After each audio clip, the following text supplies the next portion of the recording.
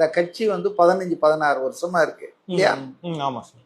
அதுக்கு ஏதாவது ஒரு நிர்வாகிகள் இருக்காங்களா? தலைவர், உதவி தலைவர், பொதுச் செயலாளர், துணை பொதுச் செயலாளர், பொருளாளர், செயற்குழு, பொதுக்குழு, தலைமை ஒருங்கிணைப்பாளர். இது என்ன பதவி? இது ஒரு டெம்பரரியா இருக்கலாம். ஒரு மாநாடு நடத்துற வரைக்கும் ஒரு கட்சியை, இப்ப அரவிந்த் கெஜ்ரிவால் அதே மாதிரிதான், இன்னும் ஒருங்கிணைப்பாளர்னு ஊரை ஏமாத்திட்டு இருக்காரு. இவங்களுக்கெல்லாம் என்னன்னா, கட்சி என்பது தன் கைக்குள்ள இருக்கணும், கட்சியில ஜனநாயகம் இருக்கக்கூடாது. ஆகவே என்ன பண்றாரு இவரு? தலைமை ஒருங்கிணைப்பாளர். அப்ப இவர் வந்து அதிபர் மாதிரிங்க, சர்வாதிகாரி மாதிரி. அந்த கட்சிக்கு, நாம் தமிழர் கட்சிக்கு அவர் என்ன சொல்றாரோ அதுதான் வேதம், அவர் என்ன சொல்றாரோ அதுதான் நடவடிக்கை. போறவன் போடான்வாரு, இருக்கிறவன் இருறான். அப்ப இவர் ஒரு அரசியல் கட்சியை நடத்தலைங்க, அது ஒரு கும்பல்.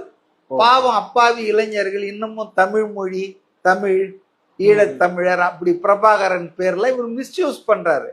இவர் வந்து அதை வியாபாரத்துக்காக பயன்படுத்திக்கிறாரு. மற்றபடி இலங்கை தமிழருக்காக என்ன பண்ணியிருக்காரு கொஞ்சம் சொல்லுங்களேன்.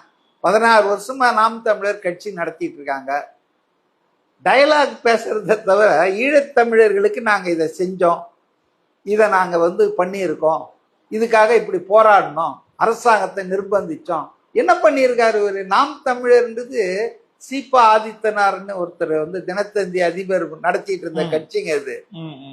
இந்த கட்சி பேரை கூட கடன் வாங்கி வச்சிட்டு இருக்காரு இவர். அதனால வந்துங்க, சீமான் வந்து அரசியல்ல வந்து மேல வரவே முடியாதுங்க. அவருடைய குவாலிட்டிஸ், அவருடைய பிஹேவியர், இன்டீசன்ட் பிஹேவியர், பொது வெளியில எப்படி பேசணும். கட்சியில இருந்த இந்த மகளிர் பிரிவுல நல்லா வந்துட்டு இருந்தாங்க இந்த காளியம்மாள், ராஜீவ் காந்தி, கல்யாண சுந்தரம், இவங்கெல்லாம் ஏன் வெளியே போனாங்க?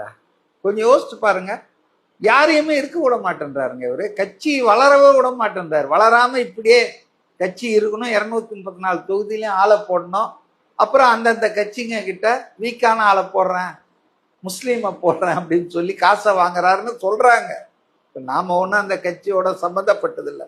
பட் நாம் தமிழர் பார்ட்டின்றது அது வந்து ஒரு பொலிட்டிக்கல் பார்ட்டியா நான் கருதலைங்க. அது ஒரு வியாபாரம் நடத்திட்டு இருக்காங்க.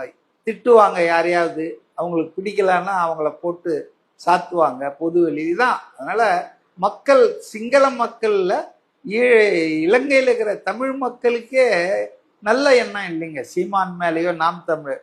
சும்மா இருக்கிறத ஏன்டா எங்களை வந்து, நாங்க நல்லா தான் வாழ்ந்துட்டு இருக்கிறோம், எங்களை ஏன்டா வந்து கெடுக்குறீங்கன்னு தான் சொல்றாங்க.